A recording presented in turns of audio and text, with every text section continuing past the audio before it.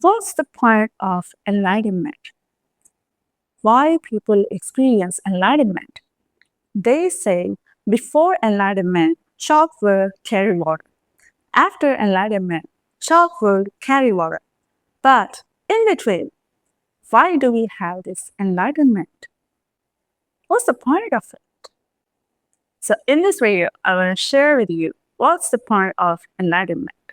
The first one I want to share with you is the emotional intelligence, expression, and regulation. During our awakening journey, we will learn about emotions and also how to express them. That means we have to feel those emotions, not like in a reactive manner, too much of reactive, all of that stuff. Like we feel those emotions. And then emotional regulation. That means when to feel, how much to feel, and when to stop. These things we will practice. How? Things will happen naturally during our awakening journey, and we need to learn how to do that.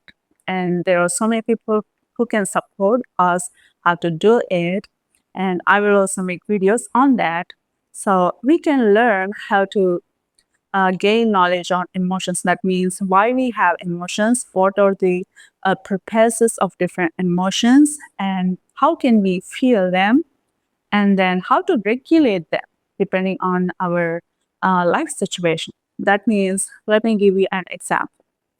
If we are in a depressed state and we feel like, not depression, let's take angry. If we are angry and a mosquito is just making a sound, and we can become so angry. Now let's take people as example. When we experience these mosquitoes making sounds, then we will be like the most angriest person in the world. I do experience that because we have mosquitoes here, and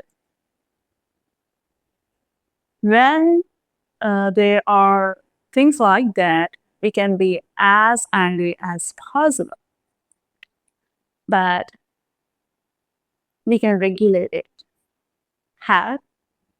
Even though there is that angry, we can feel that angry. If we don't feel that, then only the problem. People will be like smashing everything. Whereas when we feel that, we won't be doing any of such things, only angry. This is why feeling the emotions is very necessary.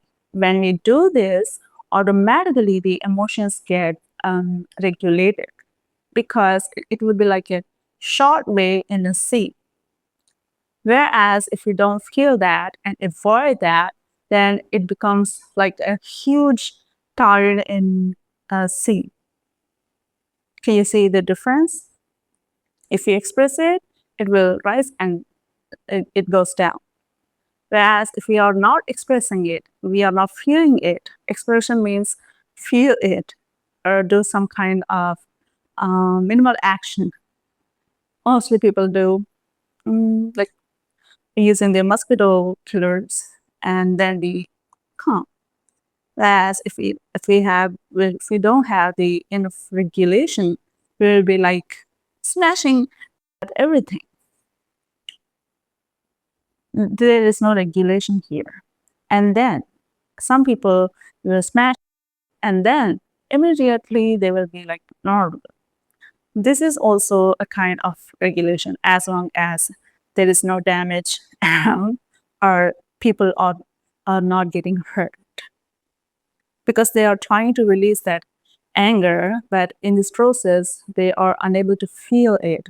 It got converted into some other kind of things, and it is becoming like a huge tide. So are you able to understand the emotional intelligence? First of all, why we have angry, why we have sad, why we have jealousy, all these things. Why do we feel sadness when something happens? All these things we need to understand first. Then um, emotional expression, that means feeling them and showing them in a proper way that is suitable for this dual world, coming from the non-dual aspect, and then this emotional regulation. So this is about the emotions. So after this emotions part, the number two is meditative state. After enlightenment, I feel like every moment in a meditative state. And it includes angry, sadness, happiness, everything. But each and every moment, I feel like in a meditative state. How this happened?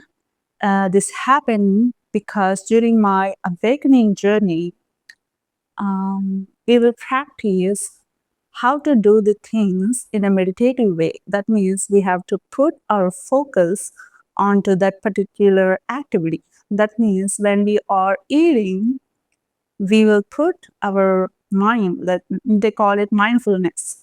So we will put our awareness, our thoughts only on that food, on eating. So it will be like for every activity. So even if we are cooking, if we are listening to the music, if we are doing the chores, then we put our mind, attention, awareness, that mindfulness, when we put that on that particular activity, we feel like doing it in a meditative state. Like we focus on deep breaths during our meditation. In some meditation, we will do, in some meditations, we will do this deep breaths, focusing on those breaths and just allow the thoughts come and go. So when we practice that meditation already for some time, and then we start doing the activities from time to time, focusing on this breath. That means take that breath and release that. Take it and take it, like release that. With that, we are like focusing on the breath while doing the activity. It puts our awareness, our attention on that activity. That's why people say do the things with mind, that means mindfulness. But it is also like we can do other things if we put too much of awareness only on one particular thing. That means if we get a call, then if we are not answering that, we may get into a problem. So even though we are eating, sometimes we need to do such kind of things to, or talk to the people who are serving the food, or talking to the people next to us for some reasons. So it's not like always. But even though we are talking, we are doing everything, it becomes like a meditative state after enlightenment. But we are practicing it gradually during our awakening journey. Like practicing that mindfulness, focusing on the breath. When I was practicing guitar, I used to forget breathing. That's a big mistake guitar learners can do. And I learned it, and then I started to practice guitar by focusing on the breath. And still, sometimes we will forget that, because sometimes we'll be like so focused, and we will be like, and we don't feel, we forget breathing. It happens. So we need to practice focusing on breath by doing activities like guitar playing. In singing, it happens naturally because they will look for the breaks between the breath so that they can take that breath in during that break and then start the next words. Like that, they will plan the breaks, when to take breaths and when to utilize that taken breath for the entire verse or particular line. So breath will be under control when we practice singing. The breath control is the main thing for singing, actually. And then pitch maintenance. So pitch matching, all these things are part of the singing. So this is how I feel like staying in meditative state almost all the time. I don't feel like out of meditative state. And sometimes when I put myself in a dramatic situation, that means I allow drama into my life. I recently I'm doing that because life is feeling boring sometimes, and so there can be a lot of drama because I can come out of that drama at any time if I want to. So when I do such kind of allowing drama, then it will be like so what we say, so much of input sensory, and so I usually do a bit of meditative like practice. Now the meditation is again an activity now while feeling this meditative state. Are you able to understand? Just like chores, prayers, or cleaning anything, or cooking, or doing any hobby. Just like the meditation is also an activity. If I feel like doing it sometimes, uh, just for the sake of doing it, I will do it. We will know that. If we feel like doing it, we will do it. Just like that. But before enlightenment, it was not like that. I used to do meditation to uh, that connection with my energetic self, and also um, removing that negative things inside of us, like focusing on them and understanding them, or trauma releasing exercises. For all of that stuff, I used to do meditation because with the help of the meditation, we can do that. But now it's different. I feel like in a meditative state all the time, be it a sad moment or be it a happy moment, I feel that state always. I'm not saying here we will be like always happy or always sad. It's not like that. We can feel peace, definitely. I felt that peace is coming because due to the alignment with our higher self. That alignment is what gives us that background peace always. So the number 3 is separatedness.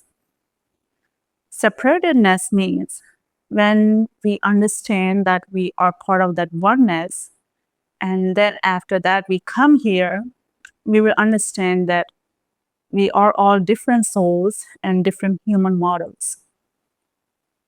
That means we need to maintain our separatedness. If not, that will be a big problem because I'm living in this dual world. Even though we have that non-dual knowledge, if we don't uh, live here like in a dual mode, it will be a great problem. So we need to practice separatedness after enlightenment, thus part of the integration process, so that we can be like treating each other like separate beings, separate humans, even though we know that we are from that oneness. It is like we have cells in our body, right? One cell which unexpectedly knew that it is part of this whole body, and then it looked at another cell. Now it can understand that cell is also part of this body, but still it has to behave like those two are separate cells. Are you able to understand? So that's how we have to maintain separatedness after enlightenment. Otherwise, we can enjoy this separate life or this dual world and do our things. Like if a person comes to me and says anything negative, then I'd be like responding to them by giving any suggestions I know or any knowledge that can help them. Whereas I can know that they are like my past self, they are in their journey. And I had to think like, I have to think like they are separate person, not like, okay, they themselves will go through things, I be keep quiet. That's not how we can enjoy here. Even though we know that they are part of this oneness and they are on their path, we still need to do the activities. That's it.